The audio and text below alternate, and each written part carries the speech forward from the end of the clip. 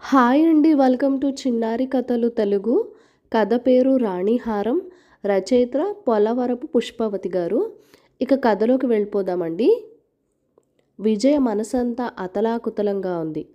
పరిపరి విధాలుగా నచ్చజెప్పే ప్రయత్నం చేసినప్పటికీ మనసు మాత్రం దగదగా మెరిసే ఆ రాణిహారం చుట్టే తిరుగుతూ ఉంది. అంత అందమైన హారం వేసుకున్న భాను ఎంత అదృష్టవంతురాలో అని వాపోతోంది మనసు. ఉదయం తన అత్తగారి కోసం మందులు తేవటానికి మందుల షాప్కి వెళ్తుంటే అప్పుడు వచ్చింది ధగధగా మెరుస్తూ కొత్త స్విఫ్ట్ కారులో. ఆ కారు నుంచి దిగి వస్తున్న భానుని చూసి విజయ కళ్ళు ఒక్కసారిగా మెరిశాయి. ముఖ్యంగా భాను మెడలో ఉన్న హారం పైనే కళ్ళు అతుక్కుపోయాయి. విజయ, భాను చిన్ననాటి స్నేహితురాలు. ఒకే తరగతిలో చదువుకునేవారు. విజయ ఎప్పుడూ క్లాస్ ఫస్ట్గా నిలిచేది. భాను ఏదో అత్యవసర మార్కులతో పాస్ అవుతూ ఉండేది. పై చదువులు చదివాక ఇద్దరు ఉద్యోగాలలో చేరారు. కానీ పెళ్ళైన తర్వాత విజయ ఉద్యోగంలో కొనసాగలేకపోయింది. విజయ ఒక సగటు గృహిణి. భర్త తెచ్చే సంపాదనతో గుట్టుగా సంసారం నడిపే మంచి భార్య. అత్తమామలకు సేవ చేస్తూ భర్త పిల్లలతో సంతోషంగా గడపటంతో సిద్ధహస్తురాలు. అసంతృప్తి, అత్యాశ అంటే తెలియని ఉత్తమురాలు. కానీ ఎప్పుడో విడిపోయిన తన చిన్ననాటి స్నేహితురాలు వైభవాన్ని చూసి విజయ మనసు కలత చెందింది.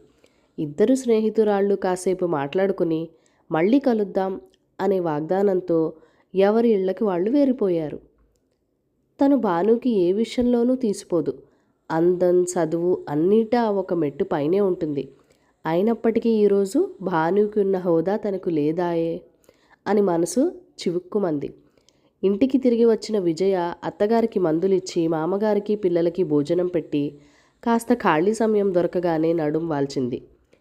మళ్ళీ భాను మెడలో ఉన్న ఆ రాణిహారం, అలాగే భాను దిగి వచ్చిన కారు కళ్ల ముందు ప్రత్యక్షమయ్యాయి. ఎప్పుడో తన పెళ్లినాడు కన్నవారు చేయించిన చిన్న నెక్లెస్, అత్తవారు చేయించిన నల్లపూసల గొలుసు, ఒక మంగళసూత్రం, ఇవే తన ఆభరణాలుగా మిగిలిపోయాయి. ఆ తర్వాత ఎప్పుడూ బంగారం వైపు చూసే అవకాశం కూడా తనకు రాలేదు.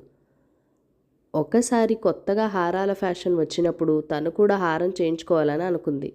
భర్త సహకారంతో కొంత పైకం సమకూర్చుకుంది. అంతలోనే ఇంట్లోని అనుకోని ప్రమాదం జరిగింది. అత్తగారు మెట్ల మీద నుంచి జారి పడిపోయారు. వెన్నెమూక దెబ్బతింది. ఆపరేషన్ చేయాల్సి వచ్చింది. చాలా డబ్బు ఖర్చయిపోయింది. అంతే, ఆ దెబ్బకు హారం చేయించుకోవాలి అన్న ఆలోచన మరుగున పడిపోయింది. అలా హారం చేయించుకునే అవకాశం చేజారినందుకు విజయ్ ఎప్పుడూ బాధపడలేదు.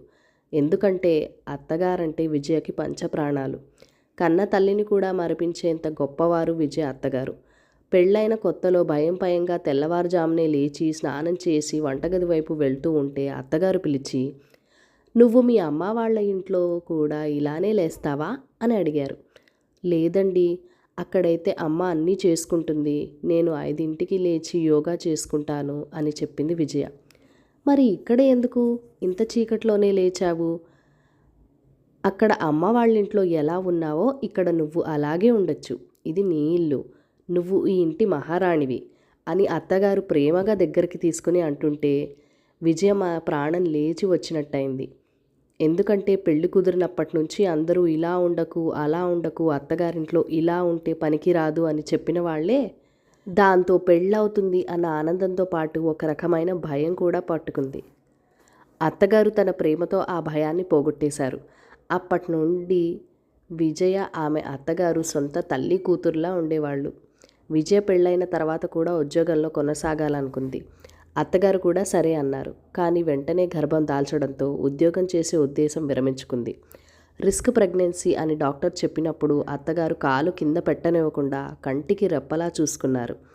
అలా ఇటు కన్నవారు అటు అత్తవారింట్లో ప్రేమల నడుమ విజయ ఇద్దరు పిల్లల తల్లి అయింది. పిల్లలు కాస్త పెద్దయ్యాక ఇక పిల్లల సంగతి నేను చూసుకుంటాను, నువ్వు కోరుకున్న ఉద్యోగానికి వెళ్ళొచ్చు అన్నారు అత్తగారు. ఆ మాటలు విని విజయకి అంబారి ఎక్కినంత పనైంది. వెంటనే ఉద్యోగాల వేటలో పడింది. భర్త కూడా అందులో విజయకు సహకరిస్తున్నాడు. అంతలోనే అనుకోని ప్రమాదం జరిగింది. అత్తగారు మంచాన పడ్డారు. అలా అత్తగారిని మంచం మీద వదిలేసి చిన్నపిల్లలను గాలికి వదిలేసి తను ఉద్యోగం చేసి వెలగబెట్టేది ఏముంది అనుకుంది విజయ. పరిస్థితులు అనుకూలిస్తే ఉద్యోగం ఎప్పుడైనా చేయొచ్చు కానీ ఉద్యోగం చేయాలన్న తన సరదా కోసం స్వర్గం లాంటి తన ఇంటిని అస్తవ్యస్తం చేయడం ఇష్టం లేక ఉద్యోగం చేసే ఆలోచనను మరోసారి విరమించుకుంది. అయినా విజయ్ ఎప్పుడూ బాధపడలేదు. మంచం మీద ఉన్న అత్తగారిని కన్న తల్లిలా చూసుకుంటుంది. అత్తగారు కూడా తనకి అంతే ప్రేమ పంచిపెట్టారు. మరి పిల్లల బాగోగులు చూసుకుంటూ, మామగారి ప్రేమాభిమానాలు పొందుతూ, భర్తని అన్ని విధాలా సంతోషపడుతూ ఎంతో సంతోషంగా గడిపేస్తుంది ఇప్పటి వరకు. కానీ బంగారానికున్న ఆకర్షణే వేరు. మహామహులే ఆ ఆకర్షణకు బయటపడలేరు. అందుకేనేమో ఈరోజు భాను మెడలో హారం చూసి విజయ మనసు కలత చెందింది. ఆ క్షణం నేను జీవితంలో అనుకున్నది ఏదీ పొందలేకపోయాను అనే ఒక నూతన భావం విజయ మనసులో ఆవిర్భవించింది. ఎందుకో అది తన చేతకానితనమే అనుకుంది. అలా అనుకున్నది మొదలు చిరాకు పడడం ప్రారంభించింది. ఆ చిరాకు ఎవరి మీదో తెలియక ఇంట్లో గిన్నెలపైన చూపించడం మొదలుపెట్టింది. ఎప్పుడూ లేనిది వంటగది నుంచి గిన్నెల శబ్దం రావడం, అలాగే తరచూ వాళ్ళు వీళ్ళు కొనుక్కునే బంగారాల ఆస్తుల గురించి వర్ణించడంతో విజయ భర్త ప్రకాష్ విజయకి చిరాకుకి కారణం అర్థమైపోయింది. విజయ ఒకప్పుడు హారం కొనుక్కోవడానికి ప్రయత్నించిన విషయం గుర్తుకు వచ్చింది. మనసులో ఎంత బాధపడ్డాడు.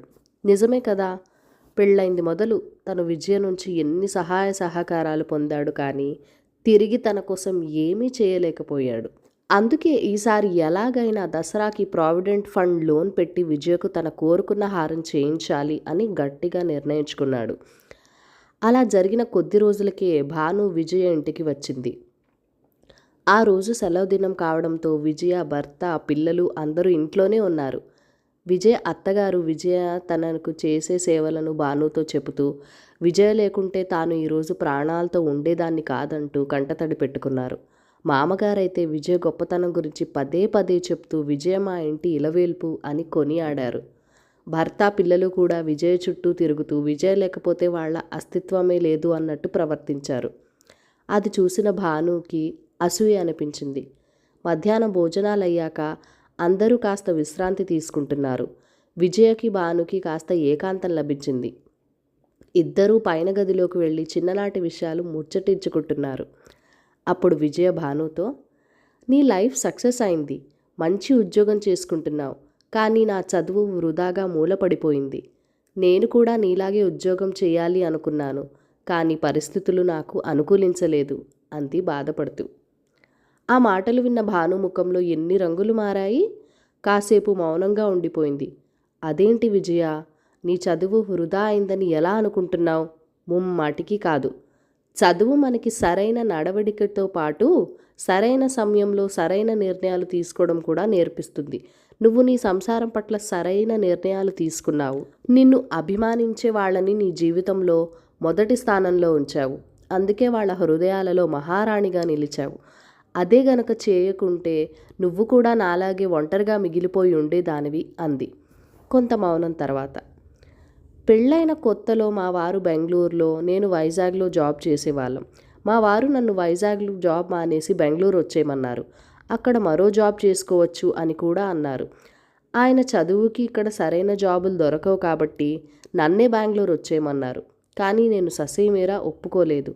నా ఈగో అడ్డుపడింది. నా జాబ్ సీనియారిటీ పోతుందని బెంగళూరు రాననే చెప్పేశాను.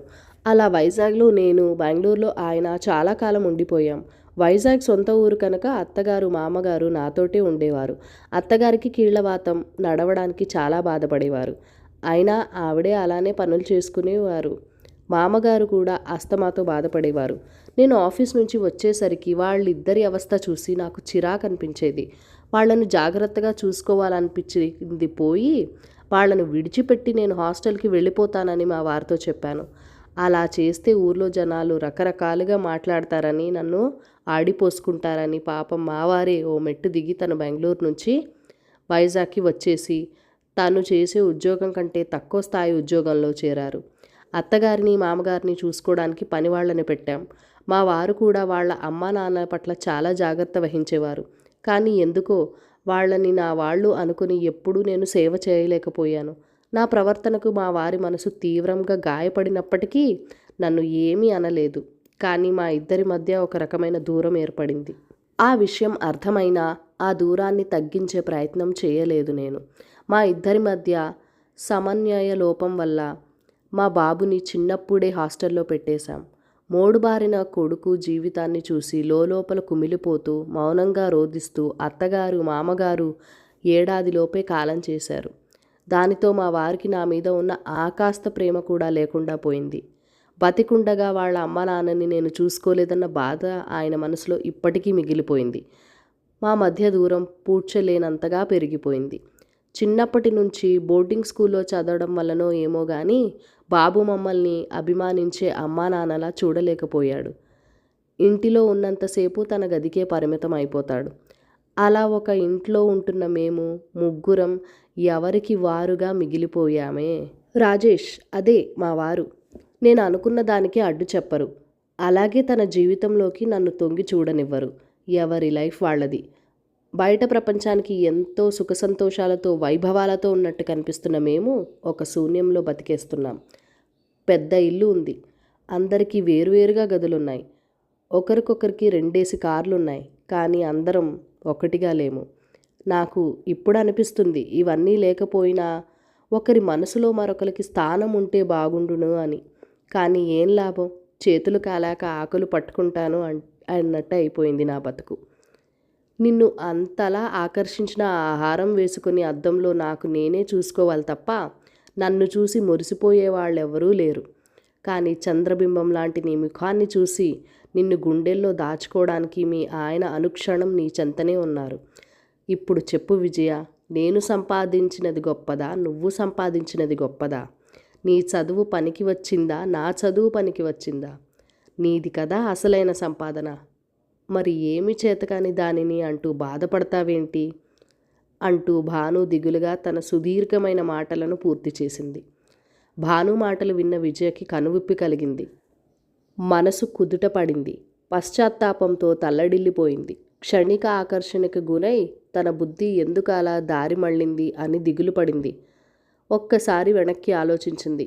అత్తగారికి యాక్సిడెంట్ అయినప్పుడు ఆమె ఎక్కువ రోజులు బతకదని అందరూ అన్నారు. కానీ తను అనుక్షణం ఆమె పక్కనే ఉంటూ మానసిక ఆలంబన ఇస్తూ 8 ఏళ్ళు కాపాడుకోగలిగింది. ఇప్పుడు అత్తగారు కాస్త మామూలు మనిషి అవుతున్నారు. చిన్న చిన్న అడుగులు వేసి నడుస్తున్నారు. ఇదంతా తన సంపాదన కాదా? ఇప్పుడు విజయ మనసు చాలా తేలికపడింది. తను జీవితంలో ఎంత సంతోషంగా ఉన్నట్టు తెలుసుకుంది. ఇక ముందు కూడా తన కుటుంబంతో ఇలాగే సంతోషంగా గడుపుతానని నిర్ణయించుకుంది. మనస్ఫూర్తిగా రాణిహారానికి గుడ్ బై చెప్పింది. కథ సమాప్తం. ఈ కథ మీకు నచ్చినట్లయితే కనుక మన ఛానల్ని లైక్ చేయండి, షేర్ చేయండి, సబ్స్క్రైబ్ చేసుకోండి మరిన్ని వీడియోస్ కోసం. Thank you for watching. Bye bye.